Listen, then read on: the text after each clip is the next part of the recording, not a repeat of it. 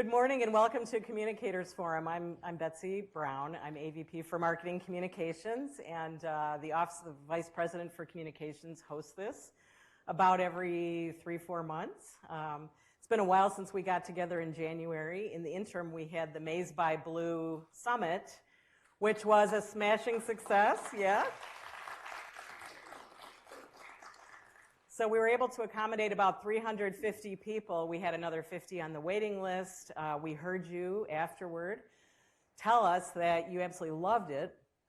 You really appreciated the opportunity to get together and network. And so we see that with Communicators Forum as well, right? So coming together, meeting your colleagues, being able to meet and greet and chat is just an uplifting experience. So we're looking to do it again.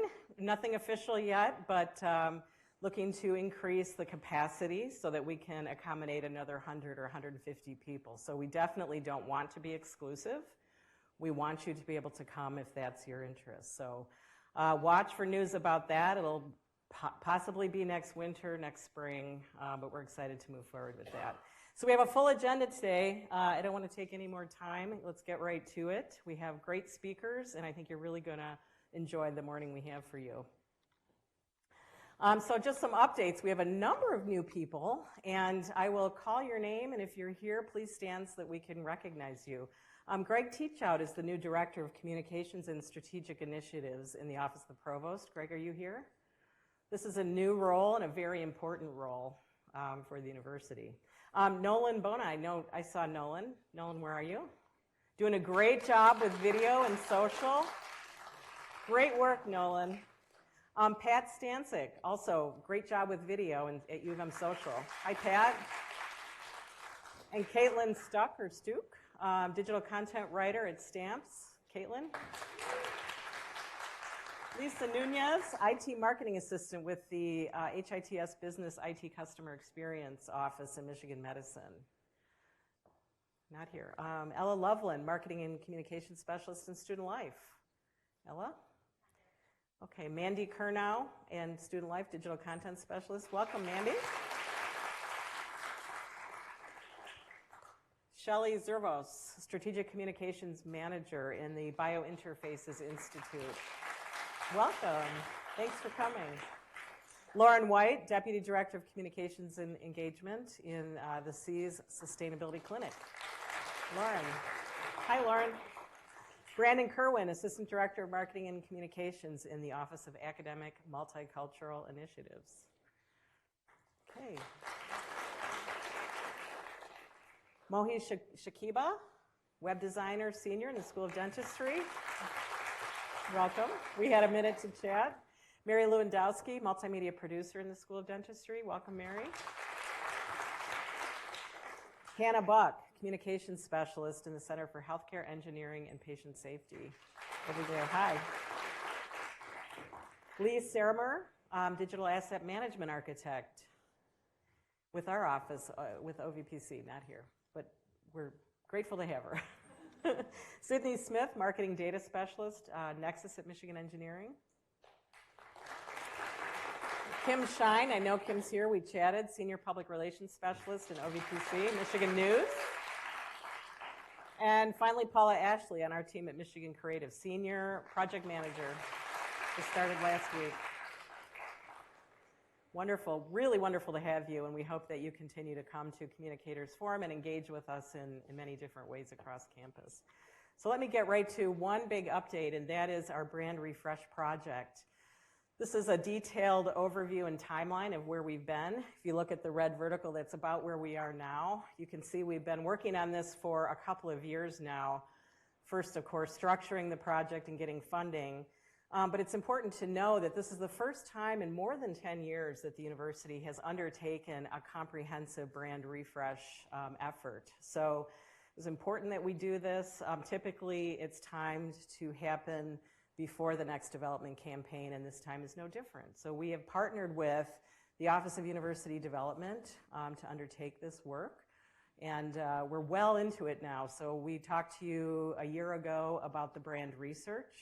That's all been executed. We had 4 components to that research. So one was a comprehensive owned media audit, so looking at our own social media platforms, our own websites, and comparing those and the messaging to about 4 peer institutions. And then we also looked at personas. So what were some deep dives into 7 different personas of audiences that we don't typically do a deep dive on. And so to really learn more about attitudes and behaviors and what moves those people and what they're interested in, that'll help us shape messaging. The 2 biggest pieces was the qualitative work that happened last summer. So that was focus groups and in-depth interviews with 194 individuals spanning 13 different audience segments. And what we learned in those qualitative interviews and focus groups was enough to drive better questions for the biggest outreach, which was our survey. So the quant part took place in the fall. In October, we heard back from 16,200-ish individuals, completed an online survey, about a 20-minute survey. Some of you may have gotten that as U of M staff, so thank you if you participated. But those insights then, it's a big body of information that we brought together, and that's going to help us, and is helping us, update our brand house. So hopefully as marketers and communicators, you're familiar with that brand house, which can be found on the brand website if you're new. But that brand house is about 10 years old. It was time for a refresh there as well. So we have worked with about 20 Marcom leaders from across campus have generously given us their time to serve on a brand advisory committee. And those folks are meeting with us. We spent all day in a workshop in March with our partners at Edelman Delta, branding experts out of Chicago, and guided really rich, deep conversation about the learnings from the research as well as how we translate that into words. So what does that research tell us about what makes Michigan unique? What makes us special? What do we do well? What do we promise our stakeholders? Why are we here? Why? What's our why? What's our purpose for being? What are our values? And finally, what's our brand personality? So if we were at a cocktail party, what would Michigan be?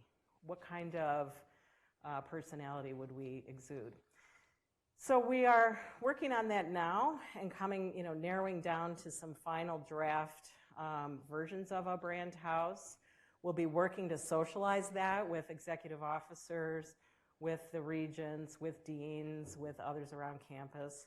And so that our intention is by the end of June to have something that we all agree is a good framework. Keeping in mind that a brand house is not taglines, it's not something public. Really, it's a tool for all of you. You'll use this brand house and think about it in terms of your own audiences, whom you know well, and use that to shape your work. So your words, your images, your videos, how are you going to communicate with your audiences?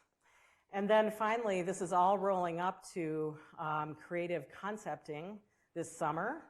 And then finally, starting next January, we'll actually work on creative assets so that by fall of 24, roughly, when the next campaign kicks off, roughly, we'll have a coordinated message for development, but also for all of us who represent the University of Michigan brand, either broadly or to our specific audiences within our units. So that's kind of the state of the timeline. Just quick state of the brand. I know we're running up against our time and we want to leave enough for our key presenters today. But just as an overview, the Michigan brand, I can assure you, is on solid footing today. There's a lot of support, a lot of enthusiasm about the brand. It's strong, and audiences are very excited about and have high hopes for our new president. We do want to keep in mind the time that this research happened, so a year ago and then last fall. So the president was just arriving, but we know that there's a great deal of enthusiasm about President Ono being here. So brand strength perception drivers, as you might expect, all around excellence is highly recognized by our audiences. They call us out for producing well-prepared graduates. They acknowledge the very competitive admissions process. They understand that this is a place that people want to be. Distinctions are the variety of classes and programs offered. So that's one of the top things that people recognize about the University of Michigan is the depth and breadth of our academic offering. They also call out the academic research and the medical research as being a real distinction for the University of Michigan. Athletics teams and players and the school spirit that supports them is mentioned over and over and over. And finally, campus culture, so students finding community, the DEI being a priority, really a brand strength and a perception driver. And I'll just quickly share a couple of comments. I mean, there were thousands of comments, so hard to narrow down on any, but a Gen X alum said, to me, it's the University of Michigan is like the elite without being an Ivy League. I know that you get a valuable education. I do know that it's a great university and they have great professors. And you know, the sports programs are phenomenal. You are getting what they claim to be. A Michigan legislator said, I think that U of M is a great place. It's one of the most amazing places in the world. They're adding branches to the tree of knowledge. They are, you know, discovering cures to diseases, and they're helping young people climb ladders of social mobility. So just a couple of comments. Brand differentiators. So across audiences, when you think about what makes Michigan special, it's this unique mix of qualities. It's this alchemy of different elements of the university that comes together and allows us to stand apart among other higher education peers. So again, it's that educational quality and variety, not on its own, but along with cutting edge research and along with our campus culture, comes together to make Michigan unique. And again, a couple of comments. So in addition to the academic strengths, it's the campus culture that's just, it's both physical and it's felt through the community bonds that are within our community. So an undergraduate student said, the diversity and inclusion, you'll find a community here, you don't feel alone. The university provides their students with many accessible resources. And a staff member called out something different, and this is a little bit different take on it, but we hear this often, and that is, I think the city of Ann Arbor really helps U of M stand out. Ann Arbor is a very livable and special town. So across audiences, the educational quality and the campus culture are competitive advantages.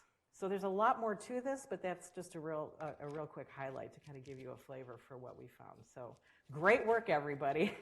This is really a testament to the fine work that you do and your teams do day in and day out on behalf of the University of Michigan.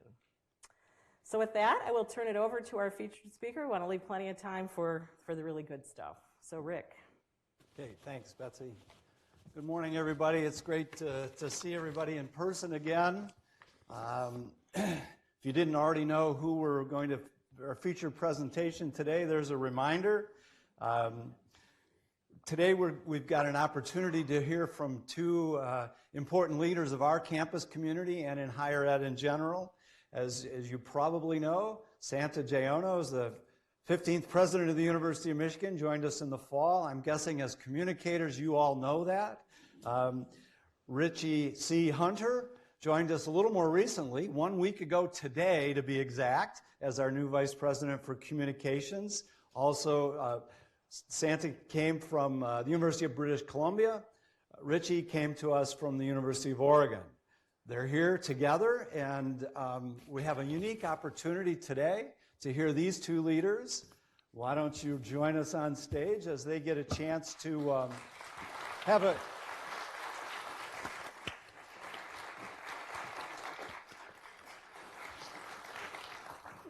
And they'll have a little conversation between the two of them. We get to sit back and listen, and we'll also have time for your questions at the end before we break up. So to get things started and to kind of follow up on some of the comments that Betsy shared with us just a minute ago, there are a lot of good things that people say about the University of Michigan, and their experiences here are phenomenal. What attracted you to the University of Michigan? So there's going to be a lot of this this morning, I have a feeling. I'll break the tie. Ladies first. Richie? Well, for me, first of all, thank you so much. It's such a pleasure to be here. I'm thrilled to have joined the University of Michigan and to have the opportunity to work with all of you and to work with you, President Ono. What attracted me to the University of Michigan, first of all, is the mission and the commitment to the mission of public higher education, the commitment to quality and excellence. And when I think about leaders and best, that's not only aligned with what I think a university should be and the people in the university, but what I want for myself in my personal life as well and in everything I do. So there was just such a complete alignment of values there. And then also, equally important, the opportunity to work with such a fantastic president with such a history of excellence and results in every university he's been. To work with President Ono is a privilege, an opportunity, and an offer that I couldn't refuse. Well, that's great. Thank you so much and welcome. And before I move on, I just want to thank Rick Fitzgerald for everything he's done as interim director and vice president of communications.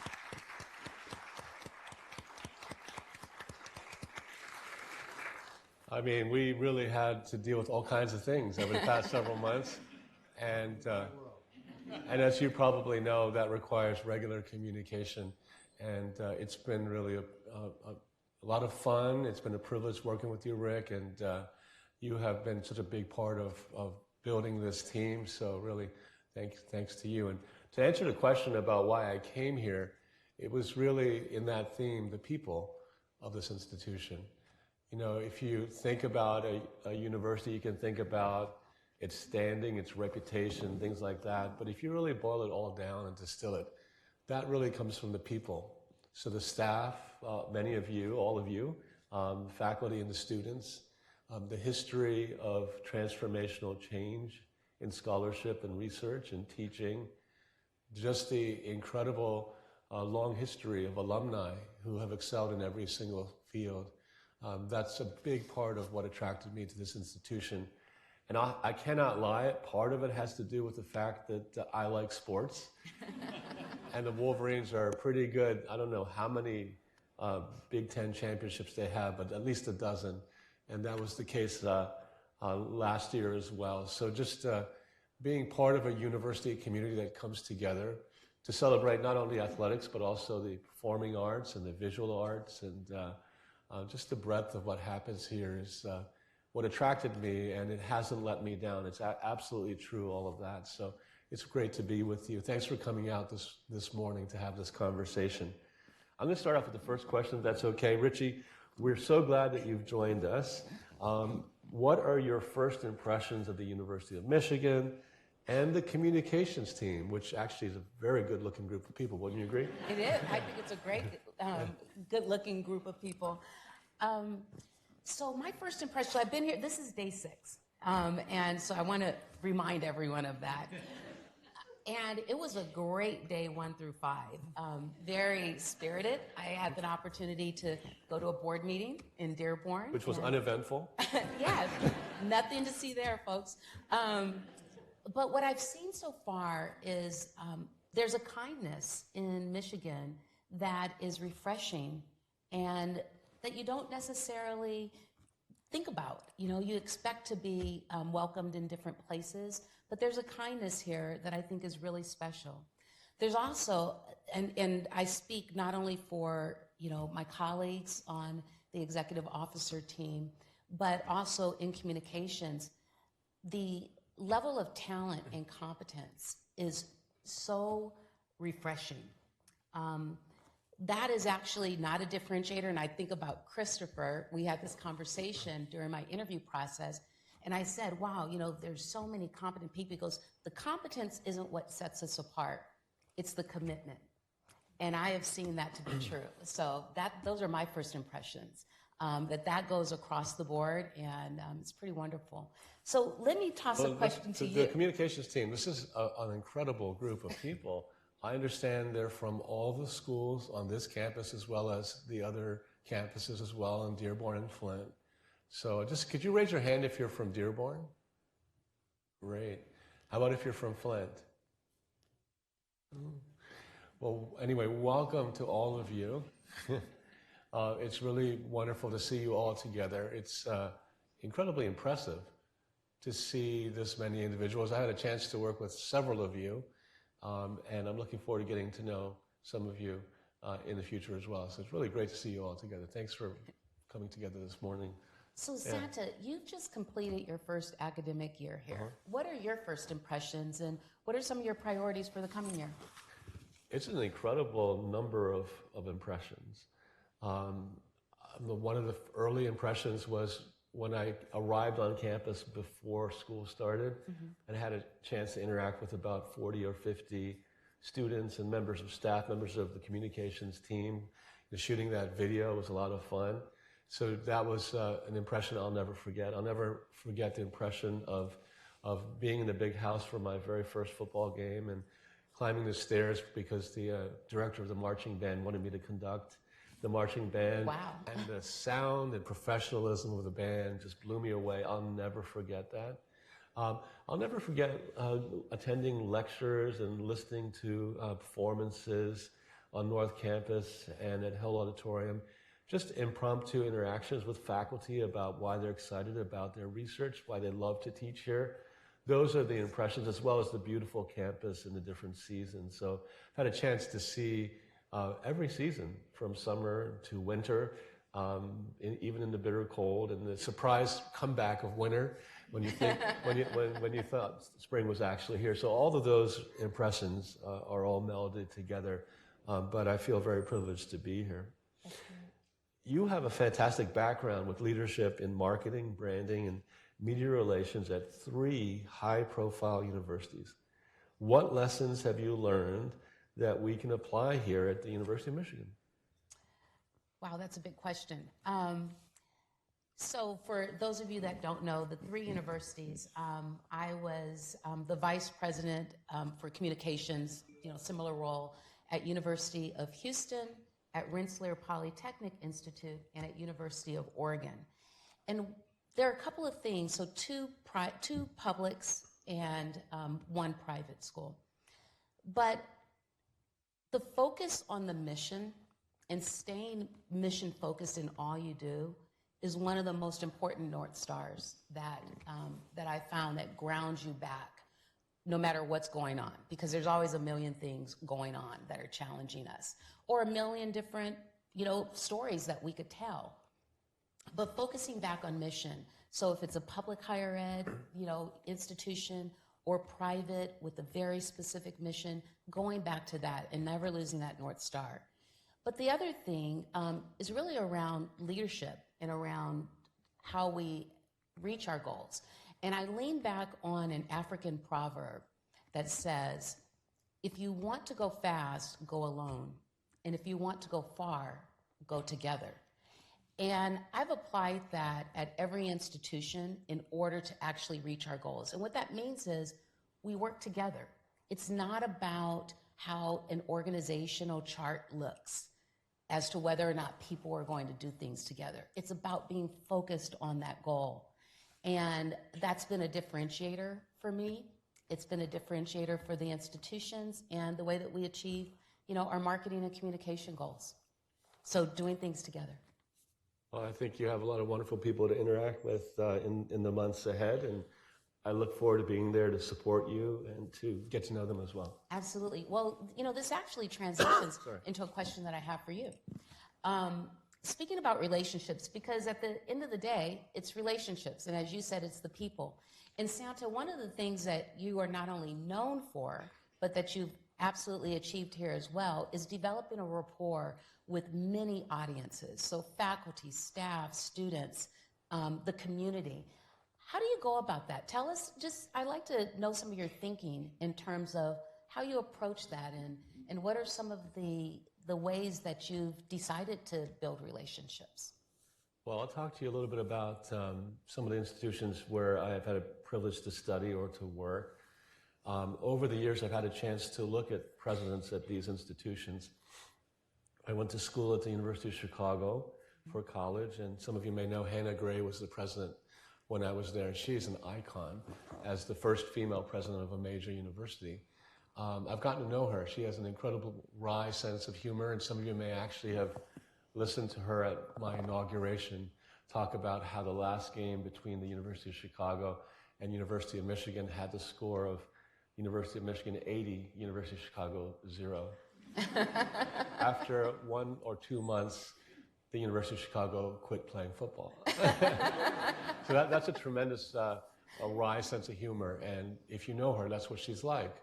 But as a student, as an undergraduate at the University of Chicago, she was a very distant figure. I saw her in 4 years at one football game, and that's a football crowd of maybe 50 people as opposed to 110,000. So if she were there, I would have known. So that's one example. I remember when I was at Harvard, there was somebody called Neil Rudenstein you might have heard of. He had a nervous breakdown after a year. And he was seen maybe once or twice rushing across the quadrangles in Harvard Yard, but never stopped to talk. And so I bring up these two examples of great presidents who really inspired me. So I'm not criticizing them, but to your question about how to build rapport, it has to do with being present. And you might have noticed that I go to as many events and activities as I possibly can. I go to every home football game. I go to as many games of the other 20-something sports that I can. You'll see me there. And I go there not just because I like sports, because it's an opportunity for me to bump into all kinds of people. Faculty, staff, students, alumni, and it gives me energy because through those interactions, I learn the stories that are the key to communicating effectively. When you talk about facts or rankings, people glaze over.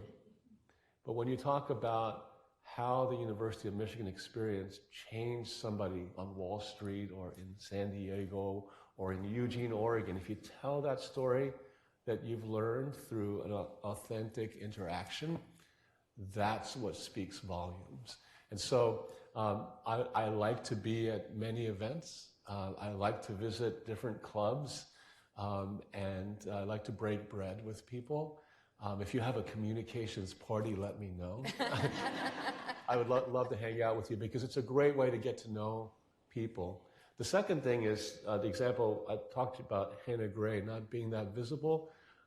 Neil Rudenstein was always rushing from place to place at Harvard Yard, never stopped. As you know, I stop. And I think Brenda's here from my office. She probably gets really upset because I probably stop too much, which makes me late. But it sends a signal that whoever you meet actually is important. It's worth stopping. It's worth being late. And so that's how I do it, by being present and sometimes stopping too long and asking people, how are they doing? How was your weekend? You heard in my hot mic that I was asking, what did you do over the weekend? I played with my dog. How do you play with your dog? That's what you heard? That's an authentic kind of interaction that I do every single day, wherever I might be. So that's how I do it. You know, and this exemplifies exactly when I said, who wouldn't want to work for a leader like this? I just think that's awesome. And it's authentic. And, you know, some people take that for granted. The examples that you give, everyone chooses to pursue their presidency or their role differently. And I just really applaud that you put that extra energy and time to develop those relationships and one-on-one. Do you drink coffee? That's off script, by the way, you guys. Do you drink coffee? I try to minimize it. I drink maybe 1, maybe 2 cups of coffee. Okay. I used to drink a lot of Diet Coke, but you know, I've been inspired by all the people that I know, including my younger daughter, because she doesn't touch coffee. Wow. And so she's very healthy, so maybe it's a good idea. Yeah. You can save a lot of money too by not spending $5 a pop on a Starbucks. Yeah. When I find what Energizer Bunny lives inside of President Ono, I'll let you, my closest 300 friends, know. The Energizer Bunny is being inspired by the people here. Yeah. That's the Energizer That's Bunny. good too. You know, I have another question for you. So, that's 3 questions in a row for you. It's not fair. Go ahead. Well, inquiring minds want to know. Yeah. So, President Ono, what are some of your aspirations for the communicators on campus? And one of the things that is very obvious, that you understand marketing, you understand communications, you understand relationship building. What would be your highest goal for us? Well, beyond, understanding the mission and the vision, we can talk more about vision and a strategic visioning process, which is incredibly important. We haven't done that for a while. Jenny, could you stand up? Jenny's really running that process for the university. We're really, really lucky to have you. You came here. You're former Badger, is that right? From the University of Wisconsin. We won't hold that against you. You're wearing blue, not red. That's good. But it's incredibly important because, when an institution or any organization has a clear vision of where they're going, then it makes a communicator's job much easier. Mm-hmm. And as you probably know, this university hasn't had a strategic plan or vision for some time. And so this will hopefully, as you said, I think, and Rick, you've said, make it really clear for you to be able to answer very quickly. This is what Michigan is about. This is where we want to go. This is what we aspire to be. If you can answer those questions as a communicator, it makes your life a lot easier. And it also helps frame all the communications, whether it's digital or whether it's print or whether it's video through creative.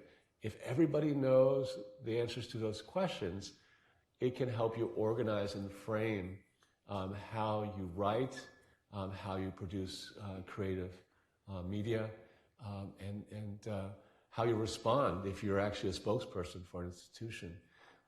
Not knowing those general principles and values leaves you at a disadvantage. So I think it's incredibly important to have that conversation, and for there to be a relationship between yourself and this group and myself and this group, so that you can, in whatever venue or form you're communicating, that you have confidence that you're reflecting what our views are on behalf of the institution. So I think that's the kind of relationship I'd like to have with each of you, and that kind of clarity, really, that you understand the vision for the institution. Yeah, I love that. One of the things someone asked me, actually a couple of people, including my realtor, said, what's your vision for communications in the university? And I said, well, my vision is the university's vision. Our vision is the university's vision. So it's exactly as you stated. And so this visioning, the strategic visioning process, can you give us just a feel for how you think it's going? I think it's going really, really well, thanks to the leadership of not only Jenny, but also the executive vice presidents and her team. It's intentionally not top-down. It's something you may or may not know that I think almost 1,000 or more alumni have responded to questions about seeking their input and feedback about where they'd like the institution to go, where they'd like to see us play, if you will, and what they're proud of about the university as it is today. Because this is not about changing the University of Michigan. This is about improving the University of Michigan. It's about understanding that special ethos, which we're so proud of, and protecting that and buffing it and polishing it, but also thinking about how we might change for the better for everyone that we serve. So I got to tell you that I'm going to get an update pretty soon and understand, but I know that they're incredibly hard at work. There's an enormous volume of information coming in. There have been many conversations between myself and people around the world, as far away as Singapore, as close as Ann Arbor and Lansing. And so we've gotten tremendous input. Also, we've gotten input from the Bold Ideas Initiative. If you're talking about the brand refresh and getting ready for the campaign launch next fall-ish is the term I heard. I think that that this community has been working hard. It's been faculty-led, student-led, and so some of the themes that are coming forward, like the future of education, the future of work, making a transformative impact on climate change and making sure we're sustainable, making sure that We undertake projects that support civil discourse and address geopolitical tensions. Some of these sorts of things that are coming in frequently, sort of as common themes, are really coming not from the top down, but from the entire University of Michigan community on all 3 campuses and around the world. So I think that's something we should be proud of. It's a lot easier if you think about the olden days when people would disappear into Fleming, they'd come out and say, "This is our vision." It wasn't really our vision, it was their vision, right? What we're doing differently now is we're really listening to thousands of people so that we can confidently say, this is our strategic vision. This is our view of what we're proud of and where we want to go. And I can tell you it's a lot better if tens of thousands, if not hundreds of thousands of people feed into that visioning process than 2 or 3 people in Fleming. Right. If you want to go far, go together, right? Absolutely. So I have a question for you. Okay. I think you had 5, so I guess it's about time for me. At your first look, that's kind of unfair because, it's just less than 7 days. Day 6. Day 6. Do you see any opportunities for the University in Communications? You have, on day 1, you were very, very involved. I can say that personally. So you're getting a glimpse of the communications team and our processes. Obviously, there's much more for you to learn. But do you see any opportunities from what you've seen in that first 6 days? Yeah, I do. I actually think there's always opportunity. So I start with the premise of that.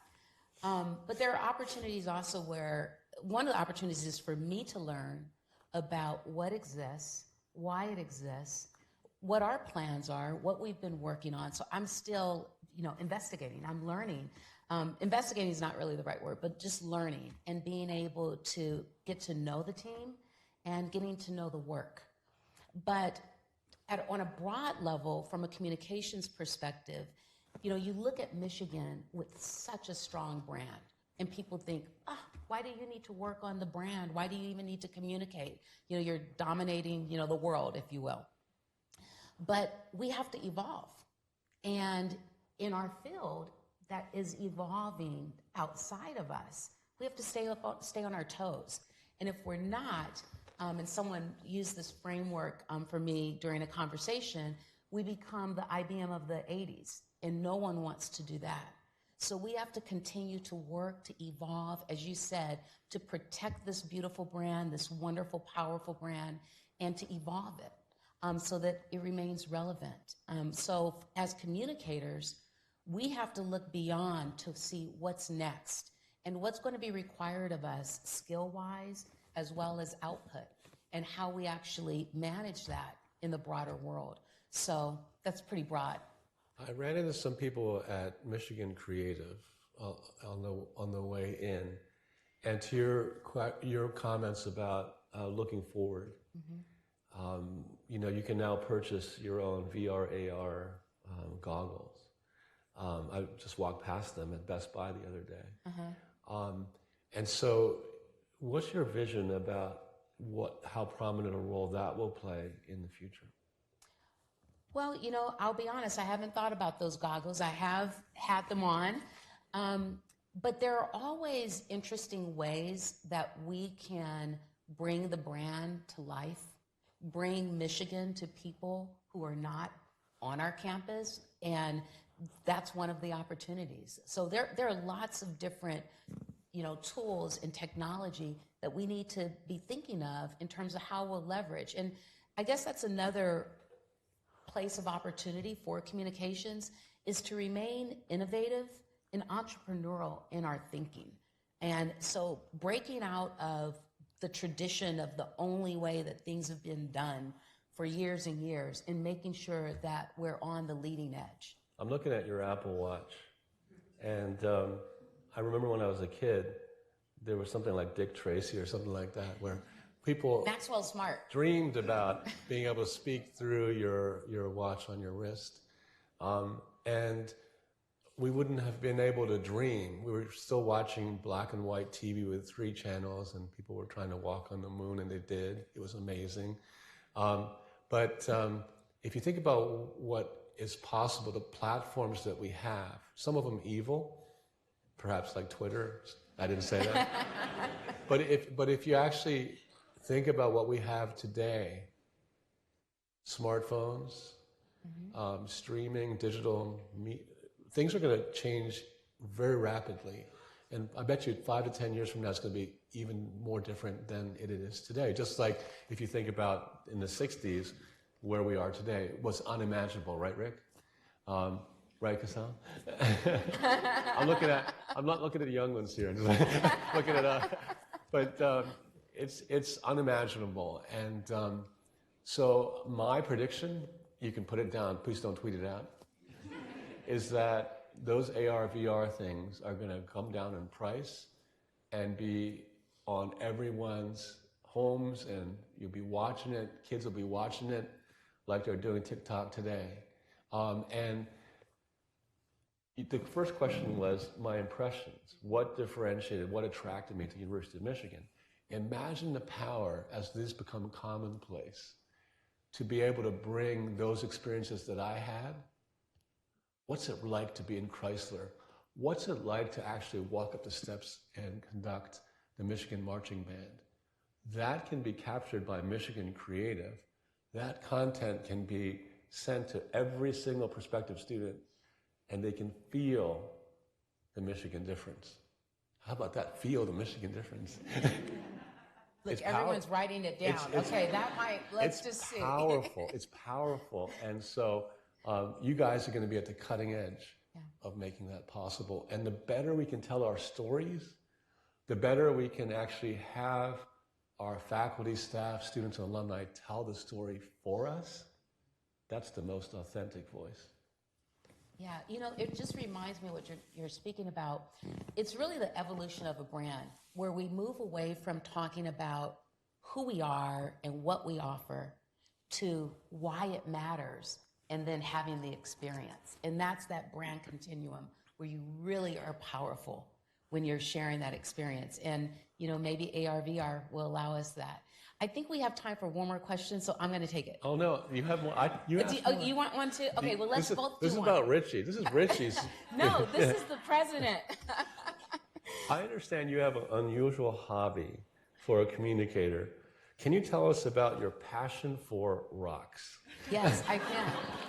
Not only can I tell you, but my movers can tell you, because they moved all these boxes that, you know, named rocks, and they're like, God, this feels like real rocks. And I'm like, yeah, they are. You know, we pay for your move by weight. I know. I'm submitting those bills this week. We're not joking. So, you know, it's interesting. I was never a big collector growing up, but I was raised in the desert on the border of Mexico, and I would collect little petrified rocks. And I just found them so fascinating. The first time I found one, it's, you know, petrified wood, basically, that turns into rock. And just as a kid, I would have all of these rocks. I did not take them with me to college, but about 20 years ago, I was in New York City, and I was at a jewelry store of all places, and I saw this gem specimen. And I said, I need to have that. And I still have it. It's a wingspan of gem quality amethyst. And it was so beautiful. I bought it. I didn't buy any other specimen from then. But a few years later, I started running into gem specimen. So whether it was a piece of turquoise or a piece of moldavite. Does anyone know what moldavite is? Yeah, there you go. Yeah, so did anyone over here know what moldavite was? Awesome. Okay, these are scientists here, because most people do not know. There's a gorge called Moldavite. What did you say? A gorge, Moldavite Gorge. Oh, really? It's not that. There's a gorge called that. I'm going to have to look that up. But moldavite was an asteroid that came down, I think it was primarily in Russia, right? Came down, hit the Earth, came up, and then the rocks that were created are moldavite. But anyway, I digress. And so you can see what happens here. So I started collecting, and now I have such a huge collection that if this doesn't work out, I'm going to be selling my rocks at a farmer's market somewhere. Like, I literally can be the rock lady now. Everything seems relatively small. I mean, how big is the biggest rock that you have? About the circumference of this table. I have some big rocks. I have big ones. They are all beautiful. They are pieces of art. I've only brought 3 to work today. It's day 6. So, and here's the crazy part. So someone said, oh, so you like geology? I do, and I study the rocks. But remember, I'm from Southern California. I also believe they have power. So, so I bring them for different things. So when I speak to scientists, once I go into that side, they're like, oh my goodness, who is this person? So I believe in both sides, the spiritual and the scientific. On that note, ladies and gentlemen, aren't we lucky to have Richie Hunter as our new VP of Communications? Thank you very much. Go Blue, everybody. Great to see you this morning. Okay? Yeah, unless there are any You have questions, or what are we doing? urgent questions here. Yeah. Do we have time? I'm happy. Yeah, we have about 10 minutes for questions. Should I ask? Just a few minutes, yeah. Okay. Let's get some questions from you guys. You're communicators. You cannot be shy.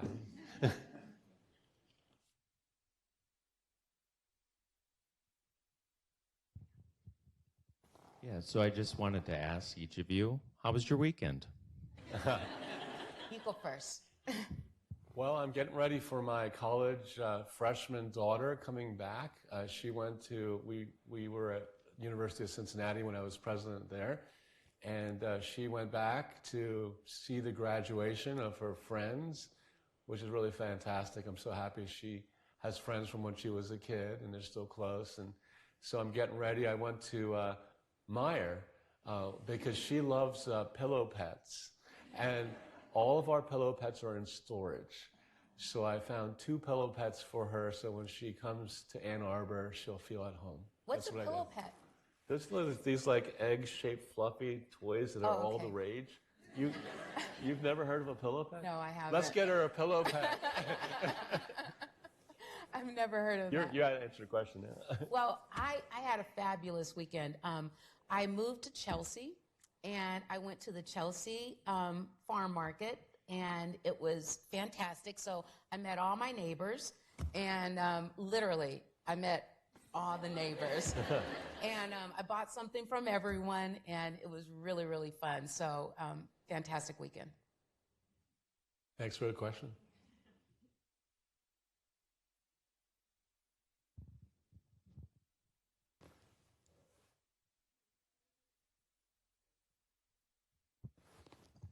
Richie, welcome to the Ann Arbor area. Hope you're settling into Chelsea, and President Ono, welcome as well. You both talked about the Ann Arbor area.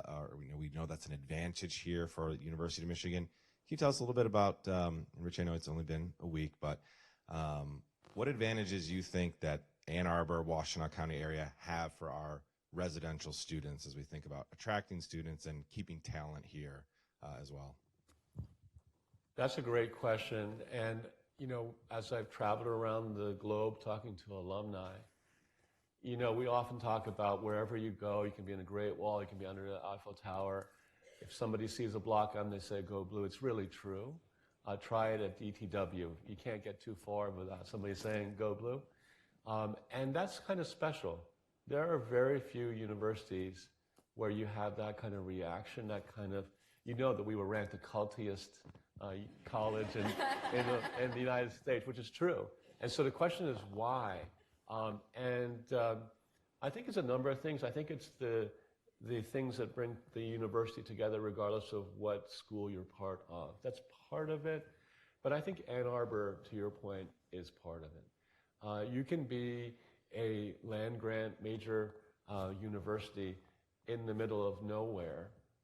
And there are major land-grant universities in the middle of nowhere. And when you talk to students and alumni about what it was like to go to that school, I won't name any names, they say, I love the school, but boy, it was boring there. Or there was nothing to do. Or the other counterpart is, I was talking to some alumni from NYU, a very good private school. And I said, what was it like to be a student at NYU? They said, we love Manhattan, I said, did you love NYU? They said, well, it was Manhattan, right? So there's I think things are just calibrated just right, that it's a large enough town, and to your point, counties that surround it, and a whole set of lakes up north that are absolutely beautiful, that there's a lot that the surrounding region, Ann Arbor, Plymouth, all the other areas, give to the experience. And that's kind of special. And the fact that Ann Arbor is 110,000 people, and most people are either students here or work here as faculty or staff, or graduated from University of Michigan.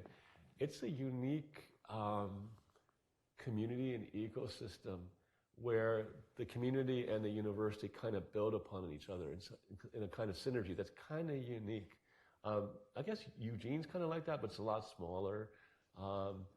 Champaign-Urbana, people usually don't talk with too much affection about that town, but people really love Ann Arbor, so I think it's a huge positive asset. But to your point, it goes beyond that to surrounding counties as well.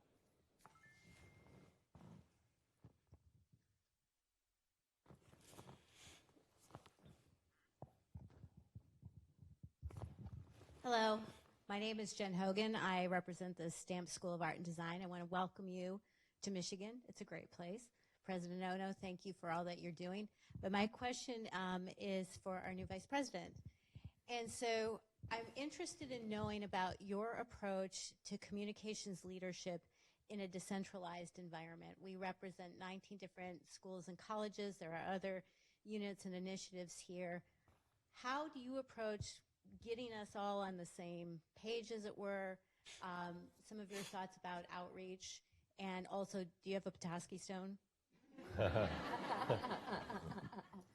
do not. Got to get her one. That's like the Rock of Michigan. So thank you. I need to put that on the list. So in terms of being in a decentralized environment, I will say that Michigan is probably the most decentralized environment that I've been in, but I've been in many levels of decentralization, whether it was during my time in healthcare or in higher education. One of the keys is to actually be led by a strong central organization that is able to deliver value and to have people be able to align willingly. So this is not about being dictatorial in terms of you will use this and this is your template, and everyone fall in line in a way that does not actually allow the individual units to be successful to the level that they need to be, but for us to move together very intentionally and in a very focused way because of the value that is created. I look at more hybrid models where you may have a central organization, but in a hub and spoke type of way, you have equally strong units, or decentralized, areas, whether it's schools and colleges or even administrative units that can all draw on each other and that are, if you will, drinking from a well that is so rich that people want to be able to align. And I hope that answers your question. It sounds really simple, but simple doesn't mean easy. And it takes willingness to partner, not to compete with each other, but to really lift each other together and lift each other higher. So that's a focus. I want to understand more about our decentralized organization. I know there are so many faces here and so many people that work, against different goals. But what is it that we can do together so that we can be stronger, not one unit over another, but together? So that's part of my approach. And in terms of what does that look like, I expect to meet with people that are in the schools and colleges and other units so that I can understand how we are working together and where our opportunities are. So you only do that through relationship building. Let me just respond to that a little bit, because it's kind of true at every level. whether you're looking at IT or HR or whether you're looking at development or communications. All of those enterprise-wide activities, the same question can be asked that you asked in terms of communication. And so I thought about it a good bit. I think that if you think about the University of Michigan, and we've looked at it pretty seriously. There's an internal review of research. That's another platform that you can look at within the school, and every school has their own dean of research and research strategy. And so it's true there as well. But we've looked across the whole enterprise. And you may or may not know this, but if you look at all the universities in the United States, the University of Michigan is in the top 3 in terms of impact, highly cited researchers, volume, transformational research, licensing revenue, all commercialization, top 3 or 4 in every single metric. That's amazing. And the top 3 are not too shabby. Harvard University, University of California at Berkeley, and the University of Michigan. And so we're doing something right. It's pretty impressive. And we're quite far ahead of most of the rest of the institutions, those 3. And you asked the question why. I actually truly, after thinking about it, think that the decentralization, the depth and breadth of our excellence is because of that decentralization. I've been at universities that have been very centralized.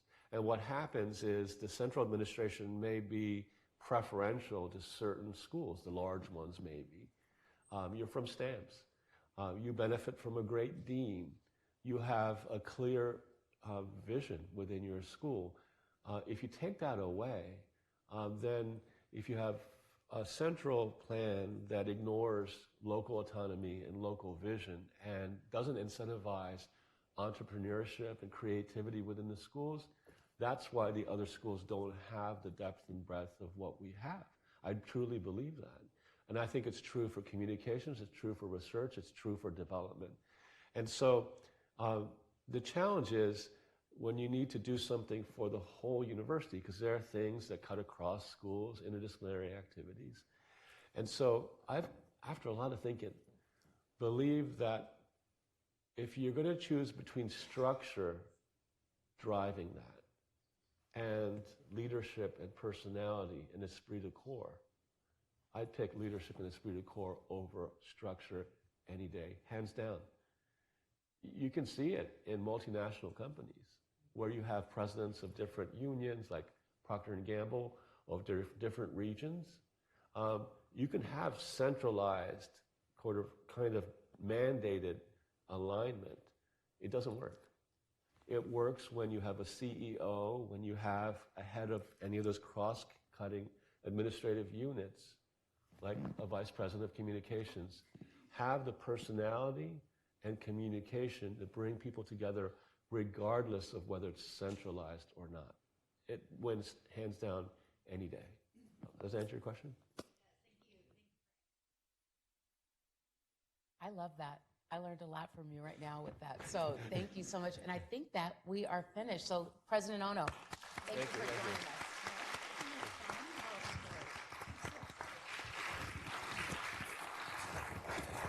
Let's turn these off.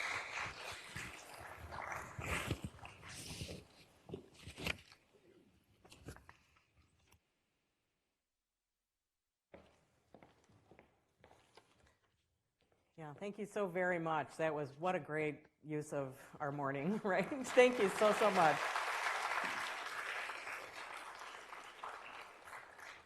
So next, I'd like to welcome to the stage Dana Elger from OVPC and Jenny Faust. She is the project lead for Vision 2034. It's a great segue from the conversation this morning into the vision conversation. So welcome.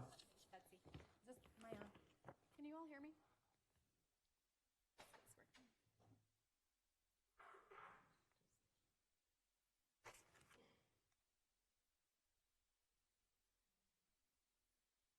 Can you hear me out there?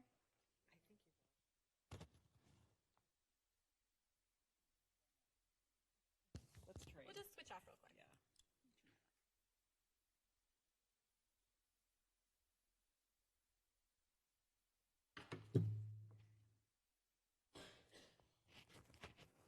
How's that? All right, now we're in business. Yeah, this one's me, I think. Okay, thank you. Okay, well, good morning, everyone. It's a hard act to follow the president and our new VP of Communications, but I'll do my best to give it a shot. I know I've spoken with many of you that are in this room regarding Vision 2034. Today, we want to kind of just give an update on where we are in the process, and we're also going to conduct an exercise with Jenny Faust. So, just moving along.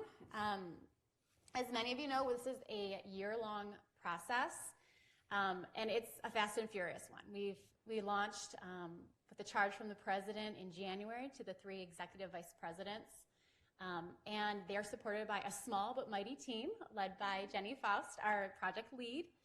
Again, I just want to give a shout out to Jenny. She's been here for a short amount of time, since February, I believe, but has been not only the person in charge of helping keeping this process going, but is also facilitating all the individual sessions that have been happening, as well as the campus town halls. So give it up to Jenny. She's been a really hard worker the last couple months.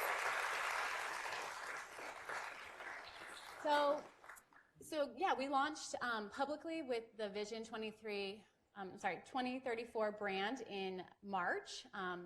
Along with that, we had a couple of community engagement, campus-wide opportunities out. We started facilitating unit sessions and focus groups. And so in addition to that, we also established an advisory committee that has representation from across the Ann Arbor campus, including Flint and Dearborn and Michigan Medicine. And so we're using that group monthly as a sounding board as we move along in this process, making sure that we stay on track with our timeline and also are giving ideas that are inclusive of all 3 campuses. So we're, as you can see out with the red arrow here, we're approaching the end of our initial community engagement phase. So we'll be looking ahead to summer. We'll be diving into that a little bit more further in the presentation today, but with the ultimate goal of having a final vision in early 2024. So where we are now, we're in phase 2, community engagement, coming to a close here quickly. We launched with an awareness campaign when we kicked off that included a dedicated website, which we've got about upwards of 11,000 unique visitors to so far. We also have been leveraging the University Record, our social media channels. We've been taking ads out in the Michigan Daily, University Record, and we've also been collaborating with our communicators across campus.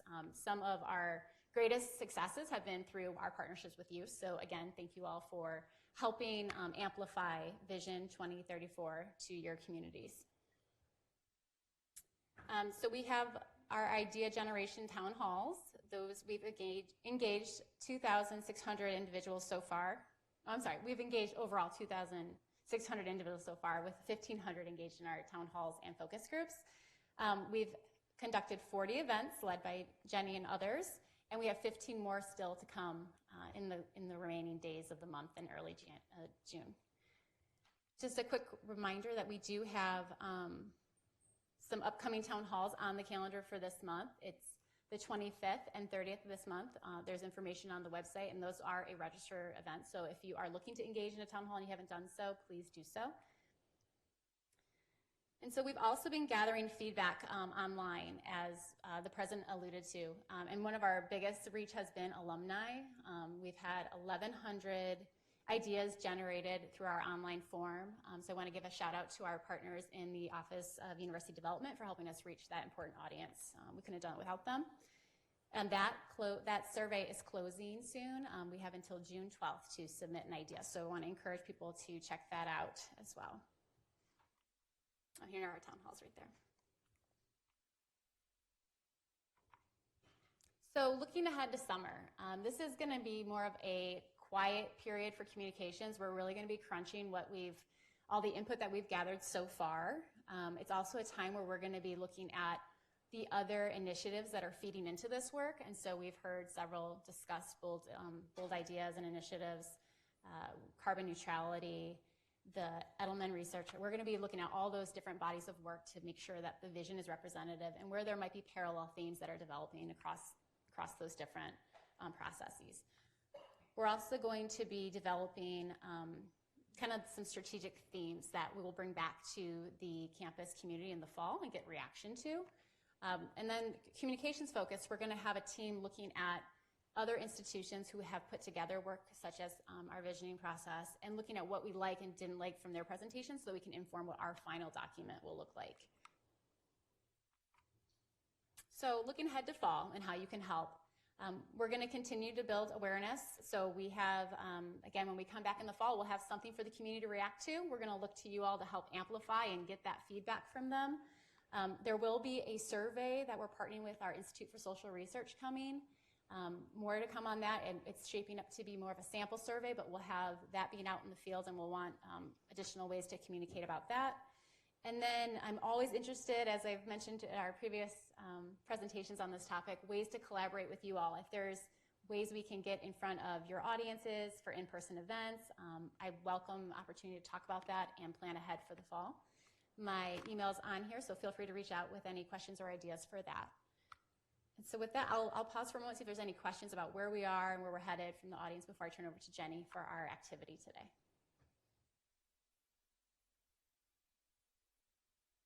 Okay. All right, Jenny. Thanks, Dana. Oops, is this one not working? Can you all hear me okay? Thank you. Good morning. Great to see all of you. Thank you, Dana. Dana has been a critical part of this effort. As she mentioned, I came to the University of Michigan on February 1st. So I cannot think of a better way to be thrown into the deep end of a new job is to have something like this assignment as my very first assignment. I tease Jeff Chattis, who's my boss, constantly that this is his version of hazing. But I want to pick up on a couple of themes from the conversation earlier. So thank you to Vice President Hunter. Thank you so much for the conversation. You know, I just came from the University of Wisconsin, and I love the University of Wisconsin. I spent many years there, and my husband got his PhD there, so I don't want to rip on Wisconsin. But I will say, we spent a lot of time in Wisconsin in my office. I ran a strategy office there, and we talked a lot about slipping in the rankings. And, you know, if you're great, if you're ranked number one, there's only one direction to go. And so one of the challenges before us here at Michigan is how do we stay there? And as you mentioned, we have to evolve, right? You can't stay number one by doing what you've always done and only that, because other people are going to pass us. And so part of what we're faced with here is how do you aspire to something when you're already at the top, right? And so it's a tall order, what the president is asking us to do, right? So excellence is in our DNA. But what does that mean 10 years from now? That's really the question that's before us. And so when we talk about a vision, that's the heart of strategy. There are three things that if you're a strategic planner, you need to rest on three things before you can plan actions: mission, vision, and values. And the reason I start here is we've done all this outreach. We've had events like this. We've asked people on the web forum, what's on your mind? And what's incredibly interesting to me, we're starting to now analyze that data. We're moving into phase 3, as Dana mentioned. Values are on people's mind. That web form, people are submitting ideas, and this is, again, not a critique, but not all of the ideas are visionary. A lot of them are, we need to continue to be respectful of each other, right? And so how many of you were involved in the culture journey here at the University of Michigan? Good, so I see a few hands. So the culture journey was a conversation about how we're going to work with each other, right? And 6 values issued from that work. And they were respect and integrity, inclusion, equity, diversity, and innovation. So the folks in Sonia Jacobs' shop went around and asked people, what are the key values to working at University of Michigan and to how we're going to treat each other? And those were the 6 values. And those values are coming back to us in the survey. People are saying we need to, continue to be respectful to each other. We need to build equity. So how do we stand on those values and then create that North Star, right? So what we do is not going to change. We're an excellent academic institution. We have cutting-edge research. We have cutting-edge clinical programs in some of our schools and colleges and in Michigan Medicine. So what I'm here to ask you today is, how do we keep all that excellence? How do we keep what we have, but look 10 years down the road? So let's do that.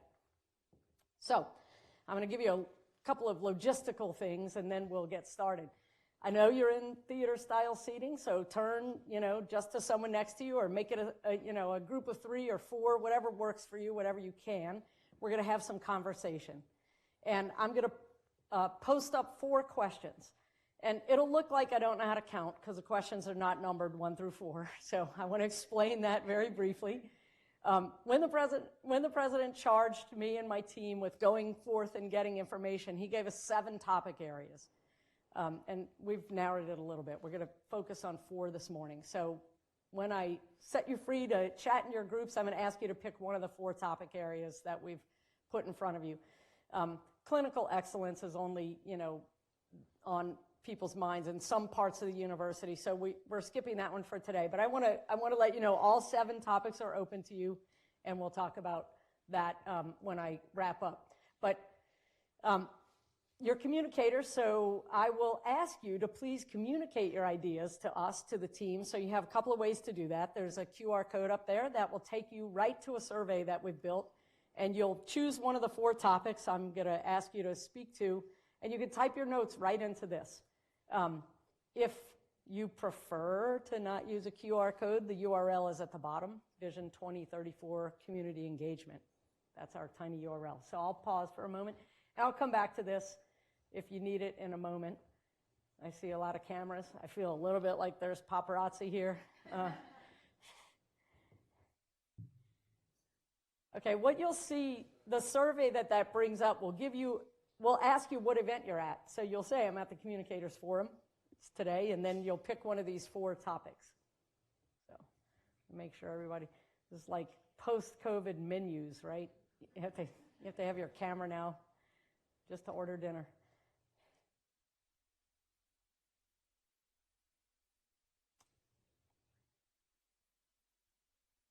Okay, I'll come back to this if you still need it, but I want to go through these questions. And thank God for the Ross School of Business and their giant screens. Okay, so, but I know there's a lot of text on here. But I want to show you that this is the kind of prompt that we're asking. And by the way, we've done this with everyone from, I was actually in the office yesterday to meet with student government representatives from literature, science, and the arts. They have a lot of ideas. And when we open it up and say, we'll come, if you have a group, we'll come and do a focus group, they'll take you up on that, 1:30 on a Sunday afternoon. So we ask the same kinds of prompts to everyone, from the students to the regents. We've hit pretty much every aspect of our communities. What aspects of the University of Michigan are attracting students to us in 2034? So that's the student experience question. People and culture. Describe the employee experience as you see it in 10 years. Picture faculty and staff flourishing here, right? So that both their health and well-being, right, as well as their professional growth are at the forefront. What does the employee experience look like in 2034? If your group decides to focus on that, the people and culture question, think about how our values are showing up in the employee experience in 10 years, okay? Service to the community is another area we're polling people on. How will an average Michigan resident feel about us in 2034? Imagine a resident who's not an alum or a parent of a student here. How do they see us, right? What's their connection to the University of Michigan, and how have we enhanced their lives? And finally, spaces, places, and processes. Describe the campus of the future designed to achieve the vision of the University of Michigan 10 years out, one that better serves those who live, work, and learn here, as well as the communities that surround our campuses. How are we serving our disciplinary communities or the state of Michigan as a whole? What's different about our physical spaces in 10 years? So without further ado, I'll leave these questions up. What I'm asking you to do is we'll take 10 to 15 minutes. I'll kind of gauge the level of the conversation. Start with one of these. Form a group as best you can, given the seating, and chat away. Pick one question to start with. Go ahead. Okay, in the interest of time, let's move on.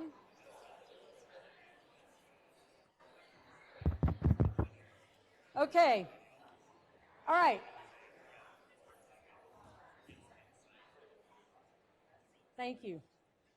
we're going to do a little bit of a non-traditional report out. So traditionally, people would say, tell me what you talked about, but I'm hoping that you're going to tell me that in the web form that you typed into. So if you took notes, please do hit submit so that we get those notes. That's the most important thing. We are calling through every single line in this online survey and the web form we talked about earlier. I have wonderful student assistants and some help with the Institute for Social Research as we're going to start to code all that data and read through it. So as the president asked, this is a very collaborative process. And so this is not top-down. It's definitely community-wide and broad. So you will see these blue cards coming your way. We're going to ask for you to use this card. And if you need a pen, let us know. We have Sharpies, so we have old-fashioned technology if you're not carrying pens anymore. Think about a national newspaper. My favorite thing about this so far is when I talk to students, they're like, a what? So for those of you that still remember newspapers and what headlines are. Think about a story that is written about the University of Michigan in the year 2034. The story says something about how we're transforming lives or transforming higher education or something else that we're doing that is excellent or innovative or bold. I'd like you to write the headline on this card. So I usually give a 6-word limit, but nobody ever pays attention. But don't write me the story, write me the headline. You're communicators, you know the difference. Okay, so take a little time to think and to write. And if you need a pen, let me know. Okay, let me get a box of them.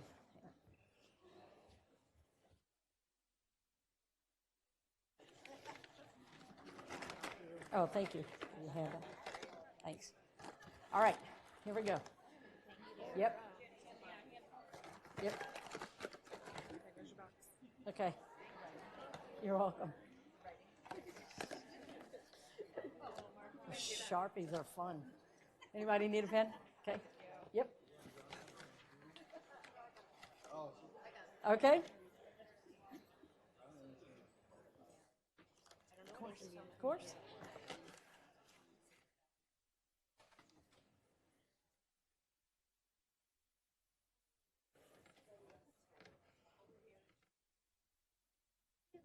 There you go. I got you.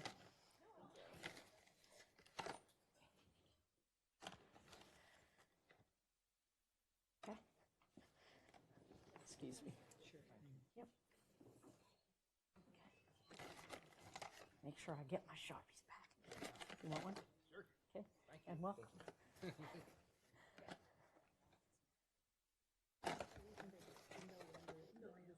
Pen? Excuse my reach. Would you like one?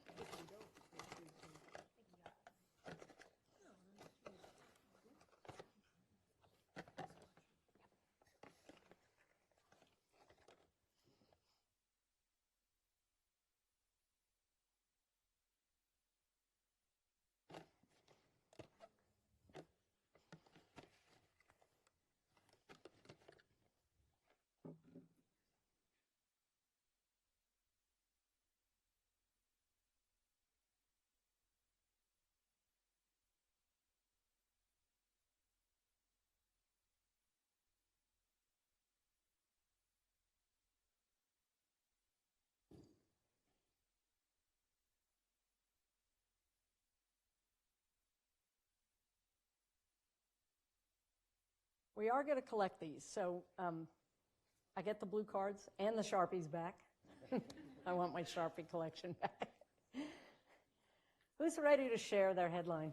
Anybody willing? All right, awesome. We have some mics coming around, so let's hear from some folks. I'm going to ask you if you hear something to tell me if you had something similar.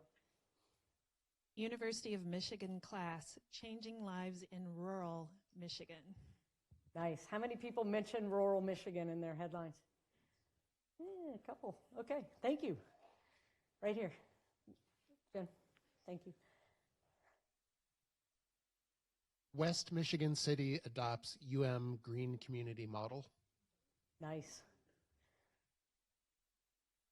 How many people had something about green or climate response? Great. Anybody with their hand up want to share? All right, let's hear something different, something we haven't heard yet. U of M solves underrepresented minority enrollment and completion gaps in a post-affirmative action world. Nice. Projecting out 10 years, right? Thank you. Okay. Similar, but shorter. Free tuition for all U of M students redefines college. Nice. There you go. That's thinking boldly. Right here, Jen. Oh, you got it. Go ahead. The University of Michigan is leading the way in accessibility first design. Nice. Accessibility first design. Thank you. Right here, Jen. Go ahead, you. No more road deaths. UMTRI releases automatic, autonomous, grid-based car safety systems. Wow. Nice. Thank you. Big houses provide affordable spaces for climate refugees. Wow. Thank you. Climate refugees. Yeah, people are talking about Michigan being the place that's going to grow. Anything else that we haven't heard yet? Up in the back, Dana, do you mind getting the steps in? Raise your hand again. So, yeah, thank you.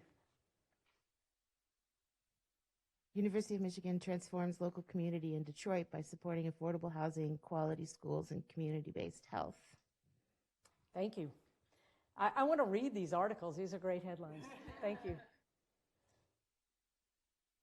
Anybody else? Right down here. Thank you, Carl. Wait for the mic. Yes, thank you. University of Michigan researchers find cure for cancer. Nice. That one comes up every time I do a Michigan medicine. Thank you, Carly. That's great. No, okay. All right. Oh, okay, yeah. Okay. Who else had something about curing cancer or curing disease? Nice. Okay. Are you ready? Yeah, thank you.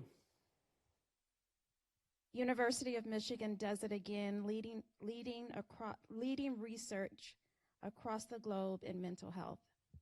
Nice. Thank you. There are definitely some common themes.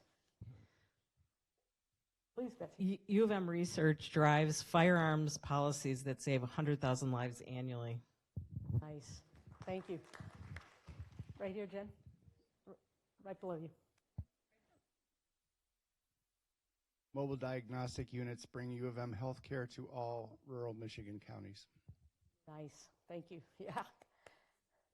All right, last call for headlines. Anybody have something we haven't heard at all yet? All right, a lot of headlines about being leaders and best, right? And so our vision work is, what does that look like in 10 years? So thank you. I'm going to ask you to take those, I feel like I'm teaching again, take those blue cards and pass them to the aisles. Thank you. Because I'm willing to get my steps, but we're not going to crawl over you.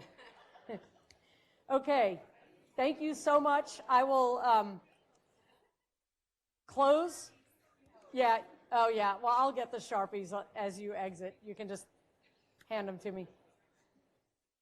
Okay, let me close by reiterating something important that Dana mentioned to you. Phase 2 of this project, the community engagement phase, is ending very soon. And we do have a website. It's vision2034.umich.edu. And on that website, there is a forum that says submit your ideas.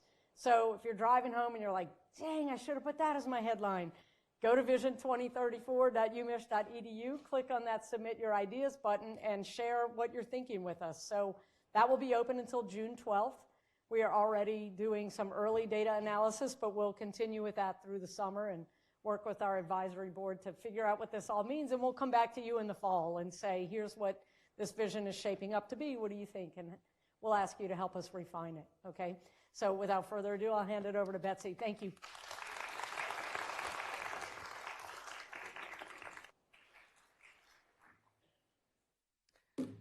Thank you. Next time we see you, we'll be getting ready for the fall semester. So in the interim, please have a happy, refreshing, safe, wonderful summer, and we'll see you soon. Thanks for coming.